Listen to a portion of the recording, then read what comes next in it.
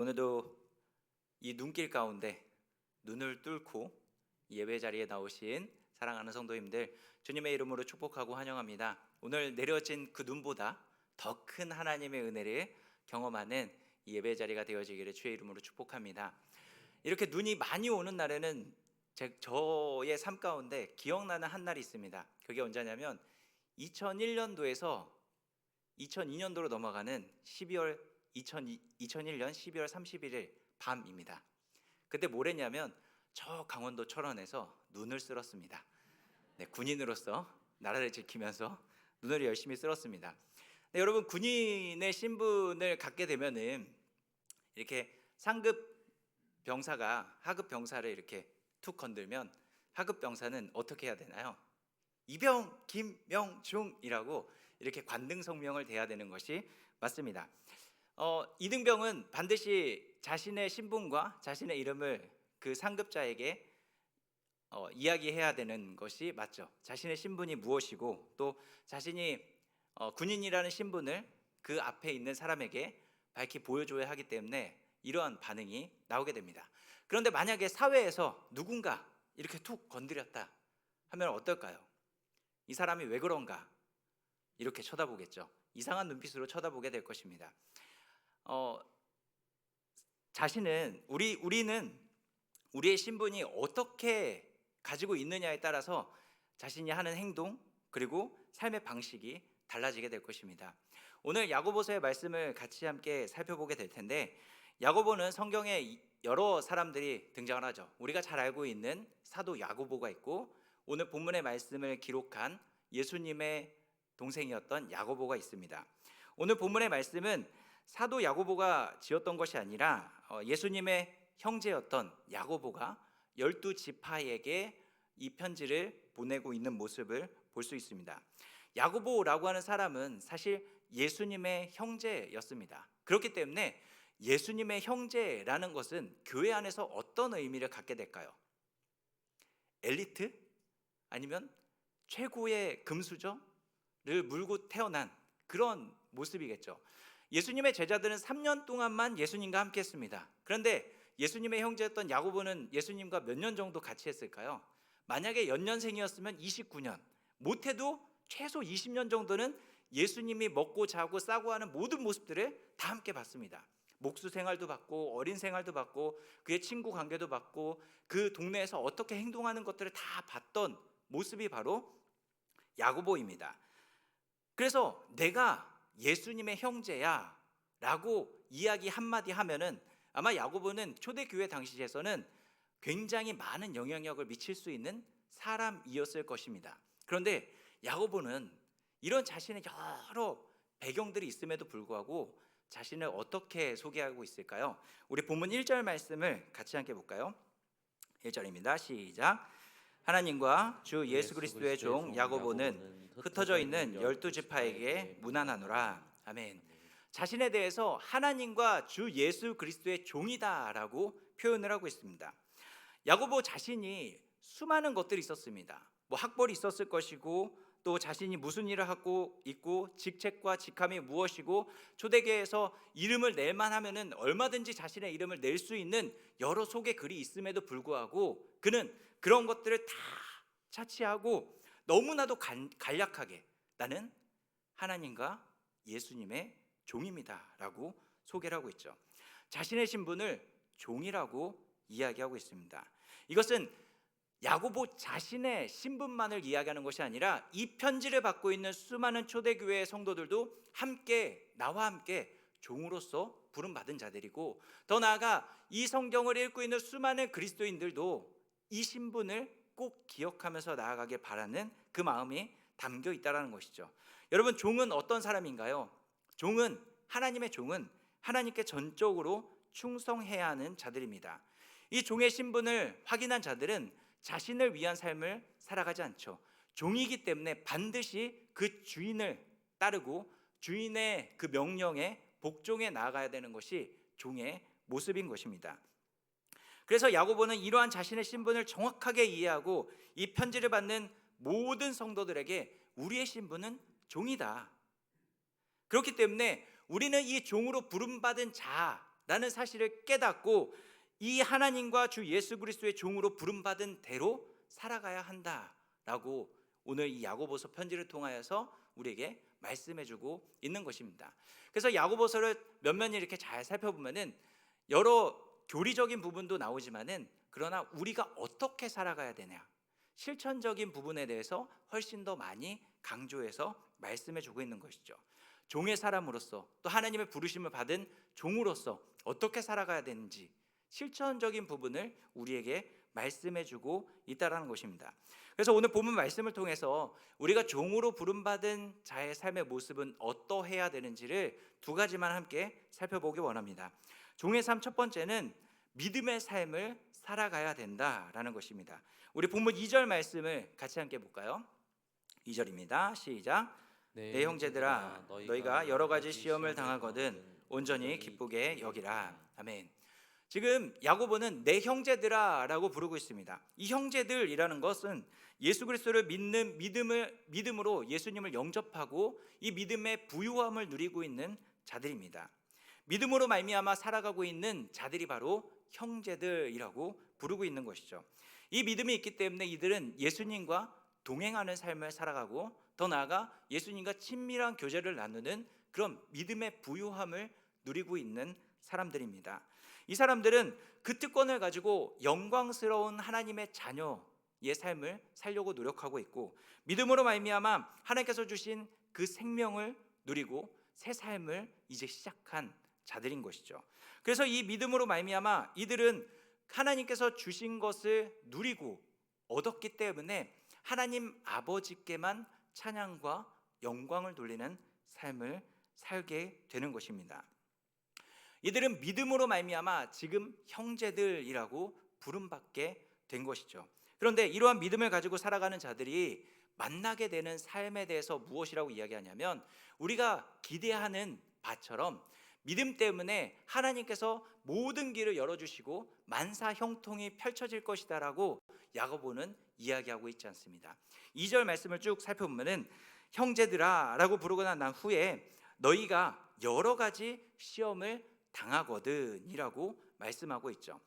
여러 가지 시험을 당하거든 이라고 이야기하면서 가정하여서 이야기하고 있는데 사실 헬라어 문법에서 가정한다라는 것은 반드시 일어나게 될 것을 표현하는 모습입니다. 그러니까 여러 가지 시험을 당한다라는 건 너희가 반드시 믿음의 삶을 살아갈 때 시험을 만나게 될 것이다 라는 것입니다.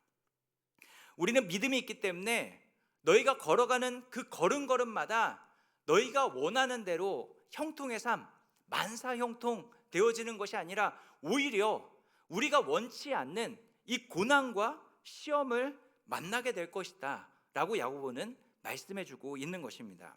여러분, 우리가 믿음의 삶을 살아가면은 우리 앞에 무엇이 펼쳐질 것이라고 기대하나요? 꽃길이 펼쳐지고 하나님께서 우리를 신부로 부르셨으니까 아름다운 옷을 입고 우리가 기도하고 나아가는 그 모든 것들 가운데 가정이 잘 되어지고 건강이 좋아지고 사업이 잘 되어지고 돈도 많이 벌고 하는 그런 삶을 꿈꾸면서 나아갑니다. 그러나 야고보가 이야기하고 있는 이 믿음의 삶은 그러한 종류의 것이 아니라는 것이죠. 그런데 우리는 자꾸 착각합니다. 믿음이 마치 우리 인생사에 있는 여러 가지 문제들을 해결해 줄 수 있는 부적처럼 아니면 보험 증서처럼 생각한다라는 것이죠. 그러나 오히려 야고보는 이 믿음의 형제들에게 너희는 종이야. 종의 삶은 바로 믿음의 삶인데 이 믿음의 삶을 살아가게 되면 우리는 반드시 시험과 고난을 만나게 될 것이다 라고 말씀하고 있는 것입니다. 여러분, 믿음의 삶은 우리가 기대하는 바와 다른 길로 우리를 이끌어 나아갈 수 있습니다. 우리가 상상할 수 없는 시련을 만날 수 있습니다. 세상 사람들이 겪게 되는 수많은 시련과 고통과 고난의 그 자리로 우리를 이끌어 갈 것입니다. 우리에게 믿음이 있다고 해서 우리에게 특별함이 보장되어지는 것이 아니라는 것이죠. 그러면 아마 이런 이야기를 듣게 되면 그럼 왜 우리가 예수님을 믿어야 됩니까? 라고 반문할 수 있을 것입니다. 그러나 믿음은 우리에게 모든 시험을 피하게 해주는 보장이 아니라 어떠한 시험도 겪을 수 있다는 현실을 깨닫게 만들어준다는 것이죠. 결국 이 이야기가 무엇이냐면 우리가 믿음이 있기 때문에 우리 앞에 놓여져 있는 이 고난과 시험을 만나게 될 때 우리의 믿음은 어떤 믿음일까요? 참된 믿음이라는 것이 확인되어져 가는 것입니다. 고난과 고통과 시련의 그 자리가 다가올 때마다 우리 가운데 나는 진짜 참된 믿음을 갖고 있고 나는 진짜 종의 삶을 살아가고 있구나. 그렇기 때문에 그 믿음 때문에 비록 고난과 역경의 길이 나에게 다가온다 할지라도 그 걸음을 묵묵히 믿음으로 걸어 나아갈 수 있게 되는 것이죠. 더 나아가 이 걸음을 통하여서 우리는 소망 가운데로 한 걸음 한 걸음 걸어 나아갈 수 있게 되는 것입니다. 그래서 히브리서 11장 1절에 이렇게 이야기합니다. 믿음은 바라는 것들의 실상이요 보이지 않는 것들의 증거니라고 말씀합니다. 우리는 믿음으로 말미암아 시험이 오더라도 하나님의 뜻을 기억하면서 믿음의 삶을 살아갈 수 있게 되는 것이죠. 하나님과 예수 그리스도를 통해서 이루어진 이 구원의 계획을 믿기 때문에 우리는 이 땅의 것에 시선을 두는 것이 아니라 오히려 바라보는 것, 바라야 되는 것, 보지 못하는 것들에 시선을 돌리고 믿음으로 주님께 순종해 나아갈 수 있게 되는 것이죠. 그래서 야고보는 너희가 여러 가지 시험을 당하게 될 것이지만 무엇하라고 이야기하나요? 온전히 기쁘게 여기라 라고 말씀하고 있습니다. 여러분, 어떻게 광야길을 가는데 어떻게 고난의 길을 걸어가고 있고 풀무 속을 걸어가고 있는데 기뻐할 수 있을까요? 우리는 시험과 시련을 만나게 되면 하나님 왜 접니까? 왜 저에게 이런 시련과 이런 고난과 이런 어려움을 허락하십니까? 내가 뭘 잘못했길래 하나님 이런 길을 걷게 만드십니까? 라고 원망과 불평을 쏟아내죠. 하지만 우리는 이 고난 가운데서 예수 그리스도를 믿음으로 바라보며 그 믿음 때문에 기뻐할 수 있어야 되는 것이죠. 믿음이 있기 때문에 그 고난과 역경의 길이 그저 고통의 길로만 끝나지는 것이 아니라 그 가운데 역사하시는 하나님의 손길, 예수님의 손길을 경험할 수 있게 되는 것입니다. 하나님은 이 고난과 역경의 길 가운데 우리를 그냥 두시지 않고 믿음으로 걸어가고 있는 우리의 걸음걸음을 친히 옮겨주셔서 우리의 모든 삶을 하나님과 동행하는 삶, 친밀한 교제를 나누는 곳에 사용하시고 믿음으로 인해서 고난과 시험을 통해 우리를 성숙시켜 나아가신다는 것입니다. 그래서 히브리서 12장 11절에 이렇게 이야기합니다. 무릇 징계가 당시에는 즐거워 보이지 않고 슬퍼 보이나 후에 그로 말미암아 연단받은 자들은 의와 평강의 열매를 맺느니라 라고 말씀합니다. 지금 우리가 징계받는 것, 지금 고난받는 것, 지금 당장은 어떠한 뜻인지 알지 못해서 눈물을 흘리고 원망과 불평을 하지만 그러나 그 걸음을 걸어가다 보면 우리에게 무엇이 열린다고요? 의와 평강의 열매가 맺혀지게 된다는 것입니다. 이것이 하나님께서 우리에게 계획해 놓으신 믿음의 걸음이라는 것이죠. 마치 운동선수들이 땀을 흘려서 자신의 근육을 키우고 그 운동에 맞는 그 몸을 만들어가기 위해서 피땀 흘려 노력하는 것과 마찬가지입니다. 여러 시합을 뛰면서 실패도 하고 좌절도 하고 승리도 맛보고 하면서 온전한 또 많이 향상되어져 나아가는 운동선수가 되어져 가는 것처럼 우리는 이 믿음의 삶을 통하여서 그저 평안한 길을 걸어가는 것이 아니라 믿음 가운데 있는 시험과 시련의 그 길을 기쁨으로 걸어 나아가면서 우리는 하나님의 온전한 자로서 변화되어져 나아가게 되는 것이죠. 이 변화되어진 그 삶의 모습 가운데서 우리는 하나님을 발견할 수 있게 되는 것입니다. 우리에게 의와 평강의 그 열매를 맺게 만들어 가시는 그 하나님의 손길을 경험하게 되는 것이죠. 그렇기 때문에 우리는 고난과 역경의 길이 온다 할지라도 자기 연민에 빠져서 원망과 불평을 하는 것이 아니라 그 자리에서 무엇해야 될까요? 기뻐할 수 있어야 되는 것입니다. 왜 기뻐해야 될까요? 그 자리는 어쩌면 환경은 고난과 역경이지만 믿음으로 바라보게 되면 그 자리는 하나님의 역사의 자리고 하나님의 일하심의 자리이기 때문이죠. 그렇기 때문에는 우리는 기뻐할 수 있는 것입니다. 믿음으로 기쁨으로 그 길을 감당해 나아갈 수 있어야 되는 것이죠. 만약에 고난과 시험 자체만을 기뻐한다면 그 사람은 변태일 것입니다. 그러겠죠. 그러면 그런 사람 만나게 되면 제 고난 좀 가져가라고 이야기해 주십시오. 우리가 만나게 되는 이 고난과 시험은 단순히 만나게 되는 세상 사람들이 만나는 그 고난과 시험하고는 완전히 차원이 다른 것입니다. 무엇 때문에 만나게 되는 걸까요? 믿음 때문에 만나게 되는 것입니다. 믿음의 삶을 살아가기 때문에 이 고난과 시련이 있다라는 것이죠. 시험이 고통스럽지만 그 가운데 하나님이 무엇인가 이루어 가고 있다라는 것을 알기에 우리는 그 고난을 기뻐할 수 있는 것입니다. 이 시험을 통과해 나아갈 때마다 우리는 무엇을 맺게 될까요? 어떠한 은혜를 얻게 될까요? 우리 본문 4절 말씀을 같이 함께 볼까요? 4절입니다. 함께 봅니다. 시작. 인내를 온전히 이루라. 이는 너희로 온전하고 구비하여 조금도 부족함이 없게 하려 함이라. 아멘. 우리가 이 믿음으로 시험의 자리를 기쁨으로 삼게 되면 우리에게 맺어지는 게 있는데 그게 무엇이냐면 인내입니다. 인내.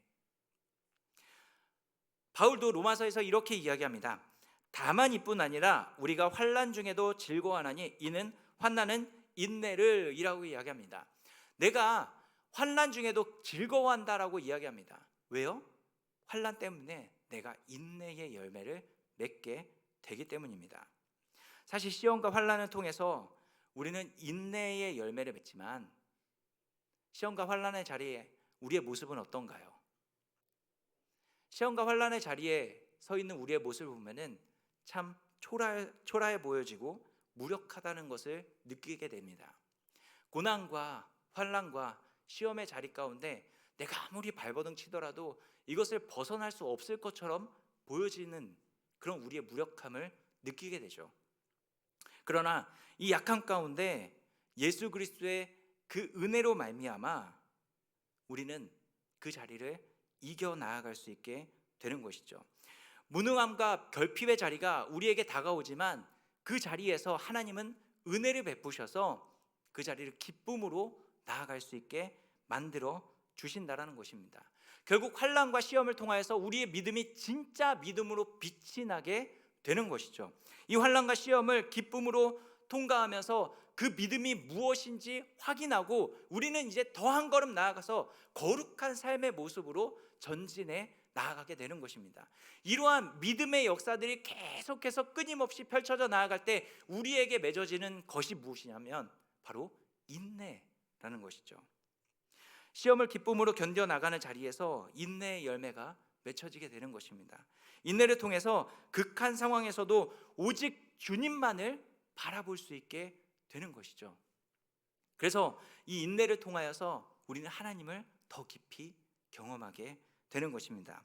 그런데 인내의 열매를 뿐만 아니라 무엇이라고 이야기하고 있냐면 온전히 이루라라고 명령하고 있습니다. 이루라라고 하는 것은 그냥 너희가 해도 돼 안 해도 돼가 아니라 반드시 해야 되는 명령으로 이야기하고 있습니다. 인내라는 것은 우리가 이루어도 되고 안 이루어도 되는 것이 아니라 반드시 이뤄내야 될 명령인 것이죠. 만약에 인내의 자리가 힘들다고 어렵다고 회피하고 멈추게 된다면 우리의 믿음은 어쩌면 거짓일 것입니다. 그러나 그 인내의 자리를 끝까지 지켜나가고 맺어가게 된다면 우리는 그 자리에서 하나님의 은혜를 경험할 수 있게 되는 것이죠. 그러나 우리가 인내를 또 시험의 자리를 지켜나가는 것이 결코 쉽지 않습니다. 내 힘으론 그 인내를 끝까지 지켜나갈 힘이 없죠. 그러나 우리에게 소망이 있습니다. 하나님에 의해 시작된 우리를 위한 선한 사역은 그리스도 예수의 날까지 결코 멈추지 않을 것이다 라고 하나님께서 약속하셨기 때문에 그렇기 때문에 우리는 끝까지 인내하며 우리의 온전함을 위해서 우리의 성숙을 위해서 일하시는 그 하나님의 걸음을 우리가 함께 동행하며 멈추지 않고 믿음으로 기쁨으로 한 걸음 한 걸음 걸어 나아갈 수 있어야 되는 것이죠. 여러분, 우리에게 이 확실한 약속이 있지 않습니까? 이 약속을 믿고 우리는 확신을 가지고 순종해 나아갈 수 있어야 되는 것입니다. 믿음의 삶은 믿음으로 인해서 시험이 오더라도 기뻐하고 기쁨으로 순종해 가며 인내하며 성숙과 이 온전함의 자리로 나아가야 하는 것입니다. 그 자리자리마다 우리에게는 수많은 열매들이 맺혀질 것이고 인내와 성숙과 성장의 모습이 우리 가운데 나타나지게 되는 것이죠. 이동훈 목사님의 책 세상이 줄 수 없는 선물이라는 곳에 이런 예화가 나옵니다. 미국의 짐이라는 젊은 그리스도인이 있었습니다. 그는 어머니와 아버지, 아내와 함께 살아가고 있었는데 이 아내와 자신과 어머니는 신실한 그리스도인이었습니다. 그런데 아버지는 알코올 중독자였죠. 그래서 이 아버지를 회심시키기 위해서 온 가족들이 늘 기도했다고 합니다. 그런데 이 아버지는 결코 주님께로 돌아올 기미가 보이지 않았던 것이죠. 알코올 중독자였기 때문에 늘 가정은 불행했습니다. 가정이 평안하지 못했죠. 그런데 짐이 어느 날 한 목사님의 설교를 듣게 됐습니다. 그 설교의 내용은 이랬습니다. 그는 우리를 고통스럽게 하는 환경을 변화시켜 달라는 기도보다 먼저 범사에 감사하고 찬양하고 기뻐하라는 권면의 말을 들었던 것이죠. 우리를 괴롭히는 그 상황에서도 하나님의 뜻이 있기 때문에 감사하고 찬양하고 기뻐하라는 것이었습니다. 짐은 이 설교의 말씀을 듣고 기도하는 것도 기도하는 것이지만 삶의 모습에 가서 내가 진짜 이렇게 살아야 되겠구나 라고 결단하고 아내와 함께 이 이야기를 나누고 어머니와 함께 이 이야기를 나누고 난 다음에 삶의 모습에 가서 기도도 하지만 감사와 찬양과 기쁨의 삶을 유지하기 위해서 노력했다고 합니다. 그 걸음을 한 일주일 정도 살아갔을까? 얼마 지나지 않아서 아버지가 자신에게 다가와서 이렇게 이야기했다고 합니다. 자신이 저녁 TV 프로그램을 보는데 한 중독자가 회복하는 그 프로그램을 봤다고 합니다. 그런데 그 내용을 시청하고 있는데 갑자기 번뜩 아버지가 이런 생각을 했다고 합니다. 나도 이 알코올에서 한 번쯤은 벗어나 보고 싶다. 그럼 이걸 어떻게 해야 될까? 생각해 보니까 자기 아내도 자기 아들도 자기 며느리가 이야기했던 교회를 한번 나가볼까? 그래서 아들에게 이야기를 하고 몇 주 동안 교회를 나가고 그 교회를 나가는 동안 예배의 자리에서 하나님을 만나서 변화되어졌다라는 이야기입니다. 여러분, 이 짐이 어디서 진짜 하나님의 은혜를 누리게 되어졌나요? 그의 아버지가 변화되어졌던 자리가 어디였나요? 짐은 감사와 찬양과 기쁨의 그 자리를 지켜나갈 때 믿음의 역사를 경험하게 되어졌습니다. 우리가 감사와 기쁨을 살아가게 된다면 그 감사와 기쁨이 믿음의 원동력이 되어져서 믿음의 역사가 풍성히 나타나지게 된다는 것이죠. 그리스도 안에 있는 기쁨이 있어야 우리는 온전한 믿음의 삶을 살아갈 수 있게 되어질 것입니다. 여러분, 우리가 믿음의 삶을 시작했으면 반드시 우리에겐 이 고난과 역경이 다가옵니다. 그러나 기쁨으로 기쁘게 그것들을 견뎌나라, 기쁨으로 여겨라 라고 우리에게 명령하고 있죠. 여러 가지 시험을 만나더라도 기뻐하시기 바랍니다.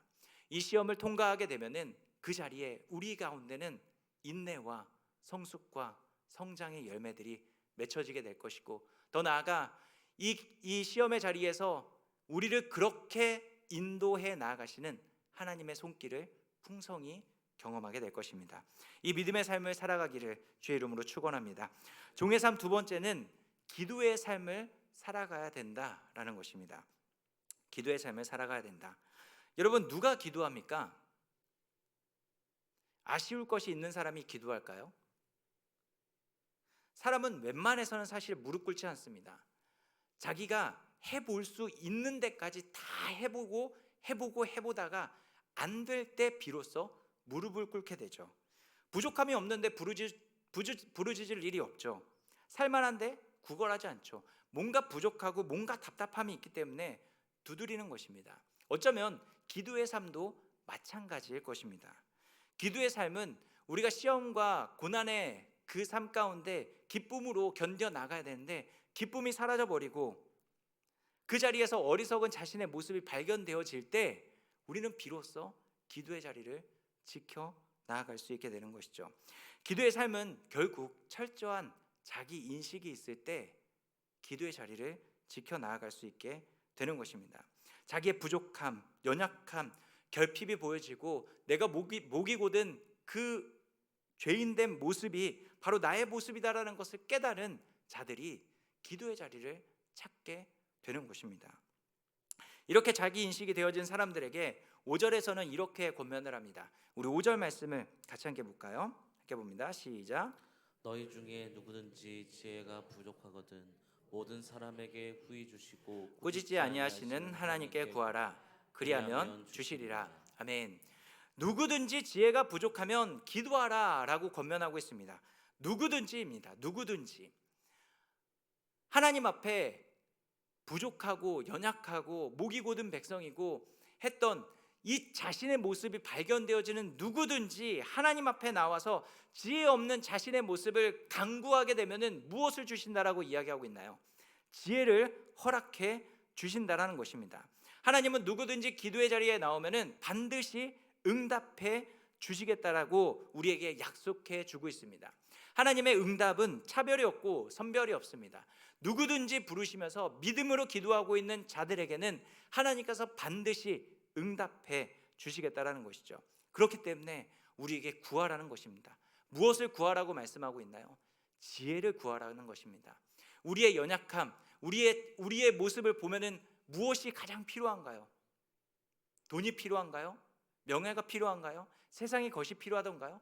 아닙니다.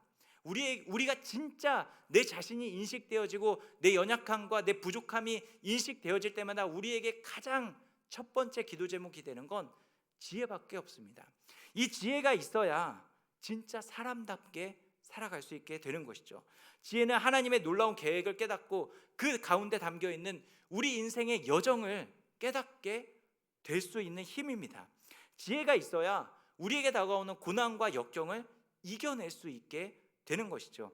이 지혜가 있어야 인생의 목적을 올바로 세우고 바른 인생을 살아갈 수 있게 되는 것입니다.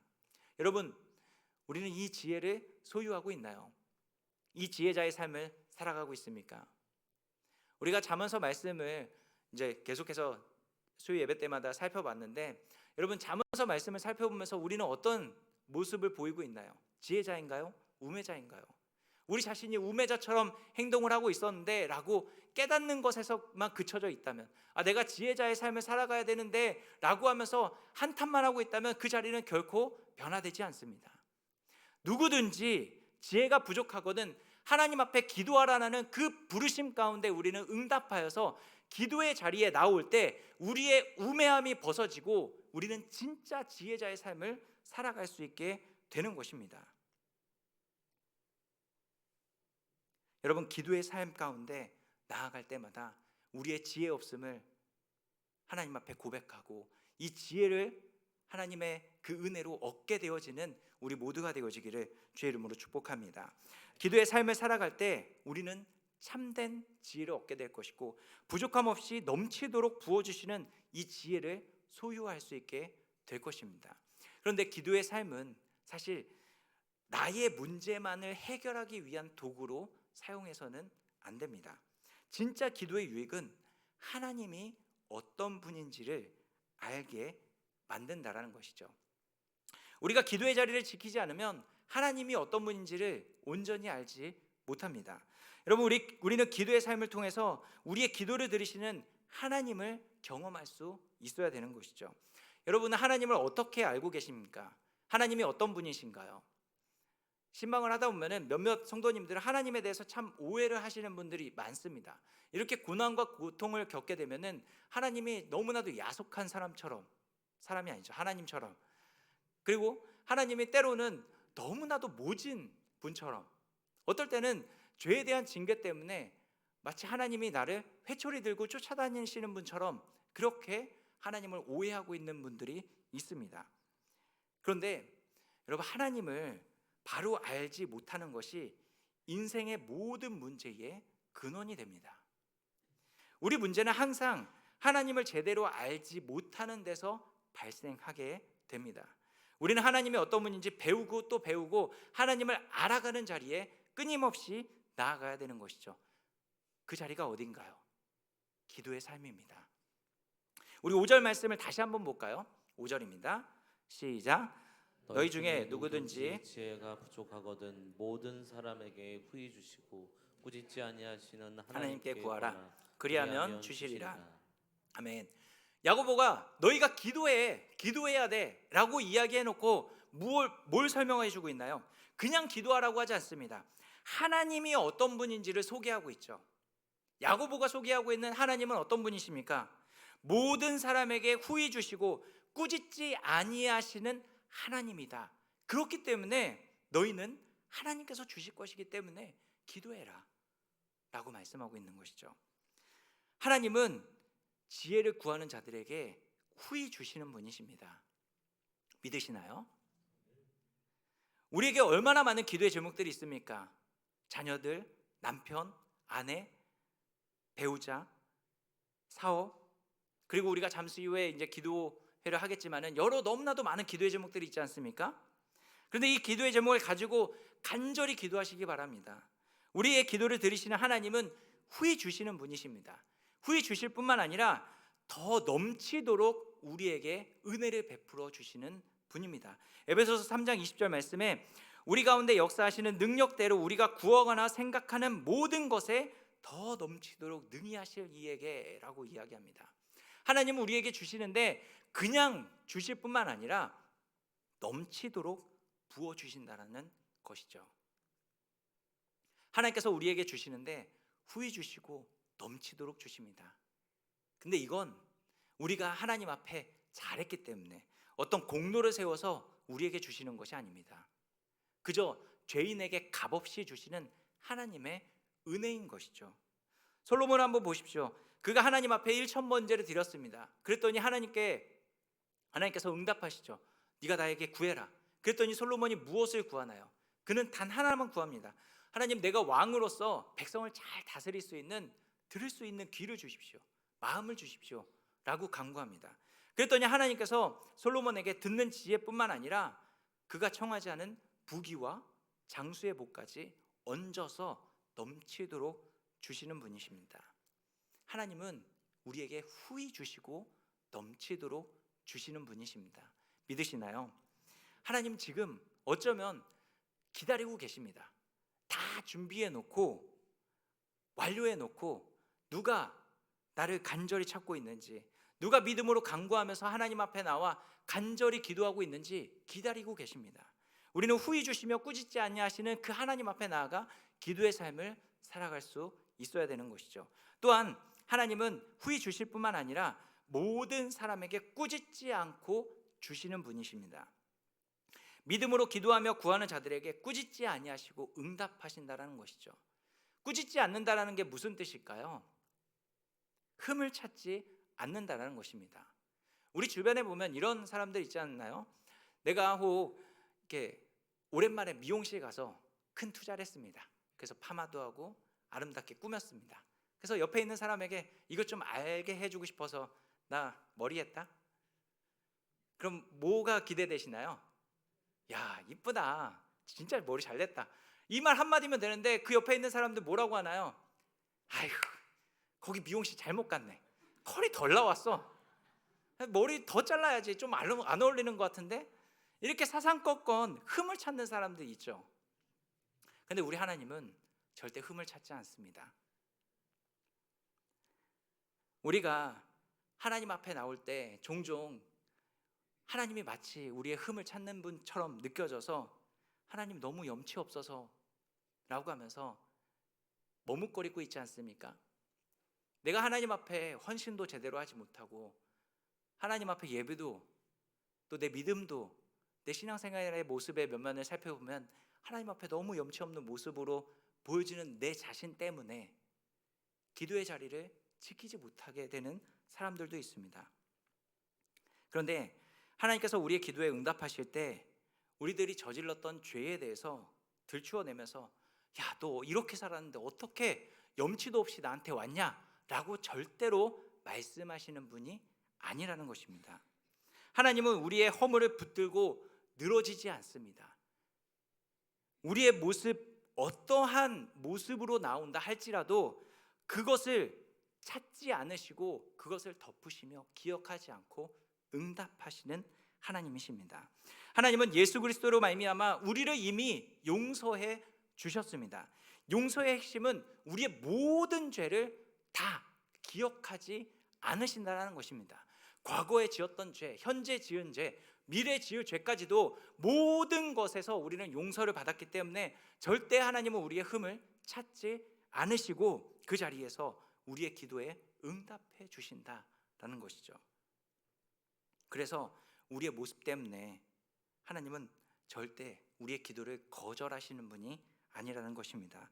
하나님은 우리의 모든 기도에 꾸짖지 않으시고 모든 것에 응답해 주십니다. 10번이건 100번이건 1000번이건 같은 기도를 드린다 할지라도 믿음으로 드리는 모든 기도의 제목들 가운데 하나님께서 응답해 주시겠다 약속하시는 것이죠. 왜 그렇게 하나님께서 이러한 후회 주시고 꾸짖지 않으시는 그 하나님의 모습을 우리에게 밝히 말씀해 주고 있는 것일까요? 기도의 자리로 나오라라고 하나님께서 초청하고 계시는 것입니다. 하나님이 이러한 하나님이니까 후회 주시고 넘치도록 주시고 꾸짖지 않으시는 하나님이시니까 제발 기도의 자리에 나와서 그 자리에서 하나님과 더 깊은 교제를, 더 하나님과 그 은혜의 자리를, 하나님께서 새롭게 만들어 주시는 그 은혜를 함께 누리길 원하시는 하나님의 초대가 그 가운데 담겨 있다라는 것입니다. 여러분, 우리 하나님은 후하게 주시고 또한 주실 때 넘치도록 주시면서 꾸짖지 아니하시는 하나님이십니다. 하나님은 오늘도 여전히 큰 자비와 은혜로 우리의 기도를 들어주시기를 기뻐하시는 분이십니다. 여러분, 지혜가 부족하신가요? 또 우리의 삶에 여러 기도의 제목들을 가지고 계신가요? 그러면 기도의 자리로 나아가시기 바랍니다. 기도의 자리 가운데서 우리는 하나님의 이 은혜를 경험할 수 있어야 되는 것이죠. 마틴 루터는 이렇게 이야기했습니다. 기도는 인생에서 가장 소중한 일이다. 만일 하루라도 기도를 소홀히 한다면 신앙의 열정을 잃게 될 것이다 라고 이야기합니다. 또한 윌리엄 쿠퍼는 이렇게 이야기했습니다. 기도를 포기하는 자는 전투를 포기하는 군인과 같다라고 이야기합니다. 여러분, 기도의 삶이 없으면 어쩜 믿음의 삶도 종의 삶도 멈추어지게 될 것입니다. 우리의 기도를 들으시는 하나님께 기도를 다시 회복하시고 이 종의 삶을 온전히 살아내는 우리 모두가 되어지기를 주의 이름으로 축복합니다. 이제 2024년도가 얼마 남지 않았습니다. 이 2024년도를 마무리하면서 무엇으로 마무리하겠습니까? 기도로 마무리하십시오. 그리고 새해를 기도로서 준비하며 나아가시기 바랍니다. 이 기도의 삶을 통하여서 우리는 온전한 종의 삶을 영위해 나아갈 수 있게 될 것이죠. 말씀을 맺겠습니다. 여러분, 우리는 야고보의 고백처럼 하나님과 주 예수 그리스도의 종입니다. 그런데 여러분, 종도 다 같은 종일까요? 종도 누구를 섬기느냐에 따라서 종의 모습이 달라집니다. 그의 신분과 지위와 직책이 달라지죠. 우리는 누구를 섬기는 종입니까?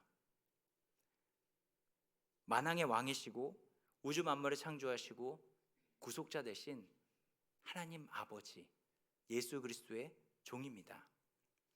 우리는 이 영광스러운 이 종의 자리에 부름받은 자들입니다. 여러분, 우리가 누구의 종이라고요? 하나님의 종입니다. 예수 그리스도의 종입니다. 이 특권을 갖고 있는 자라는 것을 기억하면서 이 종의 삶을 온전히 살아내시기 바랍니다. 종의 삶을 살아낼 때 우리에게 믿음의 삶이 있을 것이고 기도의 삶이 있게 될 것입니다. 이 믿음과 기도의 삶을 통하여서 하나님께 영광을 올려드리는 그 종의 삶이 우리 가운데 가득하기를 주의 이름으로 축복합니다. 함께 기도하겠습니다.